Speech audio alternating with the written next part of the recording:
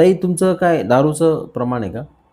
मी म्हणजे कंट्रोल करते. 6-6 महिने कंट्रोल अच्छा. करते. पण मी एकदा घ्यायला लागली आणि मग 4-5 दिवसासाठी घेते. अच्छा 4-5 दिवस पिता हो. तुम्ही. ओके. असं किती दिवसातून होतं? मी मी पण जॉबच करते ना हॉस्पिटलचं. मग कामाला लागले तर कामच करते. हं. 6-7 महिने करते कंट्रोल. अच्छा, अच्छा, अच्छा. 6-7 महिन्यातून 4-5 दिवस पिता हां. आणि कोणते पिता? व्हिस्की, रम, बिअर? इंग्लिश. व्हिस्की पिता. ओके. आता याला काय म्हणतात ताई? बिंज पॅटर्न म्हणतात. हं, आलं का लक्षात? म्हणजे 5-6 महिने पूर्णपणे व्यसन सोडायचं आणि एकदा पिली की ती रोज प्यावीशी वाटणे. असं. मग त्यावेळेस पूर्णपणे शरीर थकल्यानंतर दारू सोडायची किंवा आजारी पडल्यानंतर दारू सोडायची असं होतं का?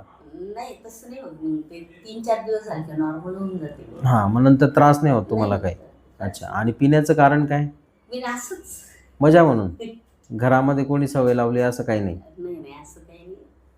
आता तुमची इच्छा झाली सोडायची? हां. आता म्हटलं चला लग्न आहे आता मुलांचं. हं. मुलांनी ॲडजस्ट केलं, सुना नाही करणार. सुना नाही करणार. छान, छान. पण मग का हो ताई तुम्ही तर अशी मनाने पण सोडू शकता. तुम्ही 6-6 महिने असं म्हणताय की हां, मी मी नाही सोडते. घेत 6-6 महिने नाही मग घेत. असं काय होऊन जातं 4-5 दिवस पिण्यासाठी? असं कोणतरी भेटले का मग कोण भेटतं तुम्हाला? काय घरातलंच मिस्टरच असतात. अच्छा, मिस्टरांना मैत्रिणी. व्यसन आहे त्यांना, ते रोज त्यांना पितात. ते रोज पितात. तर ते काय होऊन जातं कॉमन वाटतं त्याच्यामुळे ते पितात मग चला आपण थोडीशी कधीतरी हां. पिऊन बघू. तर मग मग मी थोडं शांत वाटेल, रिलॅक्स 7 वाटेल, मग ती सवय लेडीजला लागून जाते. 7-7 महिने नाही हात लावत मग मी 6-7 अच्छा, महिने अच्छा. नाही. ओके. ठीक आहे, ठीक आहे. चालेल.